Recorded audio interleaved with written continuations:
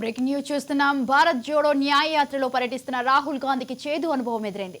అస్సాం గువాహటిలోని నాగావ్ జిల్లాలో బతద్రవ సత్ర ఆలయాన్ని సందర్శించకుండా అధికారులు అడ్డుకున్నారు. దీంతో ఆగ్రహం వ్యక్తం చేసిన రాహుల్ గుడిలోకి ఎవరు ప్రవేశించాలనేది ఇప్పుడు ప్రధాని మోదీ నిర్ణయిస్తున్నారని విమర్శలు చేశారు.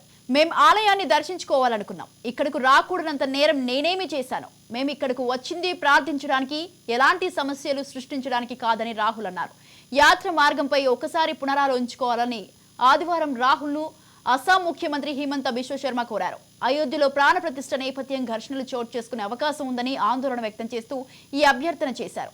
అస్సాంలోని 17 జిల్లాల మీదుగా 833 కిలోమీటర్ల మేర ఈ నెల 25 వరకు రాహుల్ యాత్ర కొనసాగనుంది. రైట్, ఈ విషయంపై పూర్తి సమాచారాన్ని అందించడానికి మా ప్రతినిధి విక్రాంత్ ఫోన్ లైన్ లో ఉన్నారు. విక్రాంత్, మొత్తానికి ఇటు కాంగ్రెస్ పార్టీకి సంబంధించి ఏఐసిసి అగ్రనేత రాహుల్ గాంధీకి మరోసారి చేదనుభవం ఎదురైందని చెప్పుకోవాలి. అతను ఇప్పటికే భారత్ జోడో న్యాయయాత్రకు సంబంధించి ఇప్పటికే బస్ యాత్ర చేస్తున్న సందర్భం ఉంది. గతంలో కూడా భారత్ జోడో యాత్ర సక్సెస్ఫుల్ అయిన నేపథ్యంలో కూడా మరోసారి గత 2 రోజుల కింద నుంచి కూడా బస్ యాత్ర చేపట్టాడు. రానున్న పార్లమెంట్ ఎన్నికల లక్ష్యంగా కూడా ఈ యాత్ర కొనసాగుతా ఉంది.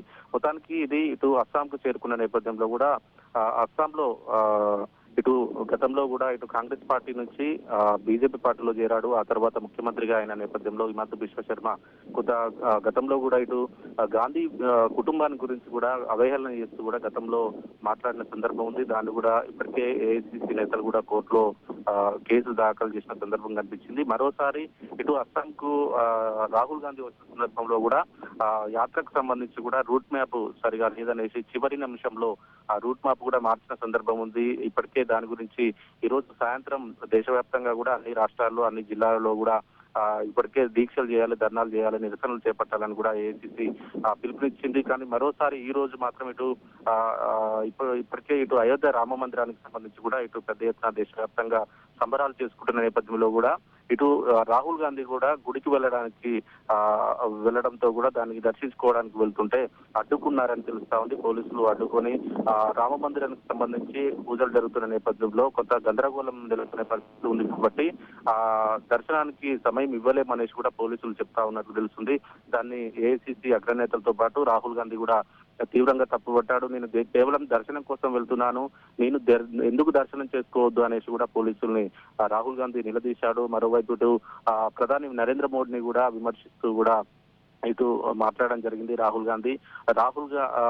తనకు వస్తున్న ఆదరణ చూడలేకనే తట్టుకోలేకనే బీజేపీ ఇట్లాంటి ఘాతకాలకు పాల్పడుతుందనేసి నరేంద్ర మోడీ చెప్తేనే నేను గుడికి వెళ్ళాలా లేకుంటే వెళ్ళొద్దా అని అయోధ్యను విమర్శిస్తూ కూడా అయోధ్యకు ఇటు కాంగ్రెస్ పార్టీకి పిలిపించిన నేపథ్యంలో కూడా కాంగ్రెస్ పార్టీ వెళ్ళలేదు. ఈ నేపథ్యంలోనే మోడీ పిలిస్తేనే వెళ్ళాలా గుడికి, మోడీ పిలువని గుడికి మేము వెళ్తే వెళ్ళనివ్వరా అనేసి కూడా మాట్లాడుతూ కూడా ఆగ్రహానికి లోనయ్యాడు. దీనికి సంబంధించి ఏఐసిసి నేతలతో పాటు కాంగ్రెస్ పార్టీ నేతలంతా కూడా దీన్ని విమర్శిస్తా ఉన్నారు.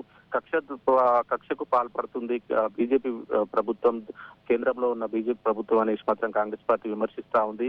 మొత్తానికి ఏదేమైనప్పటికీ ఇటు గతంలో కూడా అస్సాం సంబంధించి ఇదే హిమంత బిశ్వ శర్మ కూడా గాంధీ కుటుంబాన్ని, రాహుల్ గాంధీ పుట్టడాన్ని కూడా కొంత విమర్శ చేస్తూ కూడా గతంలో మాట్లాడాడు. ఈ నేపథ్యంలోనే ఇటు అస్సాంలో భారత్ న్యాయయాత్ర సాగుతున్న నేపథ్యంలో కూడా కొన్ని ఉద్రిక్త ఘటనలు మాత్రం నెలకొని ఉన్నాయి. మొత్తానికి ఇదిలా ఉంటే మాత్రం ఖచ్చితంగా రానున్న రోజుల్లో దేశంలో కాంగ్రెస్ పార్టీ ఏర్పాటు కాబోతోంది. దాన్ని జీర్ణించుకోలేకనే ఇలాంటి కార్యక్రమాలకు పాల్పడుతున్నారనేది మాత్రం రాహుల్ గాంధీ చెప్తా ఉన్నారు. Right, thank you Vikrant, thanks for the details.